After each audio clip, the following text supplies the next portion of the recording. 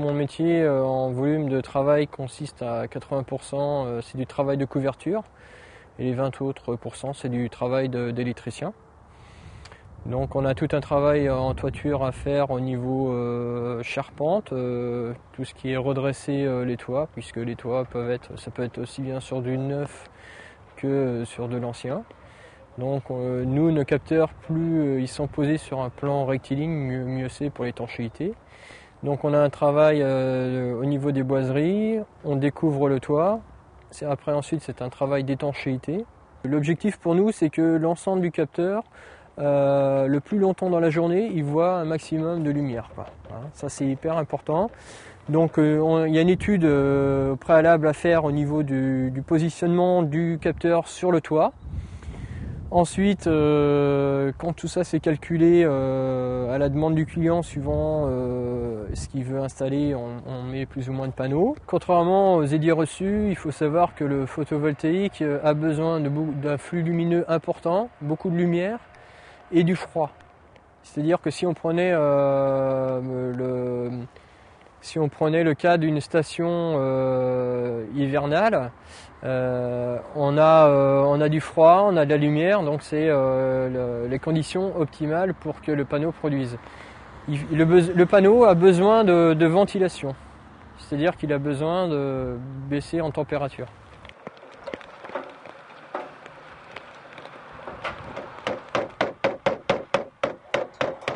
C'est un travail très précis. Souvent on travaille de l'ordre de 2-3 mm sur des longueurs de 16 mètres, quoi. Donc on utilise beaucoup Pythagore sur les toits, une méthode d'équerrage virtuelle qui nous permet au niveau de l'ossature métallique d'être vraiment avec des angles à 90 degrés partout, quoi. Parce que la moindre dérive peut faire qu'on a une difficulté après à poser les panneaux ou ça peut jouer sur le recouvrement d'un joint sur un capteur, quoi. Donc il faut être très précis au niveau du travail. Les qualités pour être solariste, je pense qu'il faut être très polyvalent. On a quand même un métier, si on regarde bien, qui touche à la charpente, la couverture, la zinguerie. On peut faire de l'électricité, de la régulation. Donc il faut être un peu un touche-à-tout. Et il faut déjà pas avoir le vertige, parce que c'est vrai qu'on travaille tout le temps en hauteur. Et il faut, je pense aussi, avoir une certaine... je pense que la qualité, c'est l'adaptation, quoi. Parce que chaque chantier est un chantier différent, des configurations différentes, il faut s'adapter tout le temps, en fait, c'est ça, quoi.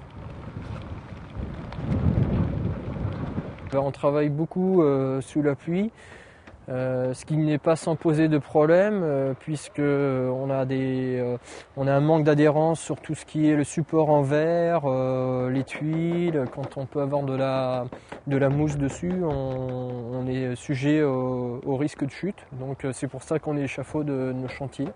En fait, la difficulté, elle ne vient pas que de la pluie, elle vient surtout du vent. On se limite généralement aux alentours de 50 km/h, on arrête les chantiers parce que on n'arrive plus à maîtriser le panneau. Un panneau fait à peu près 1,6 m², donc ça a une grosse prise au vent. Même si on le tient avec la ventouse, on peut se faire embarquer avec le panneau, quoi. Voilà. Je pense que tous les chantiers où on a eu de la difficulté au niveau de la pose, il nous marque sur le coup, on se dit mais qu'est-ce qu'on a choisi comme métier. Puis avec du recul, ça reste des bons souvenirs, quoi. Quand on en reparle 6 mois, un an après, on se dit oh là, qu'est-ce qu'on a galéré, mais finalement on a réussi. Je pense qu'à chaque fois c'est des challenges, quoi. C'est ça qui est bien, quoi.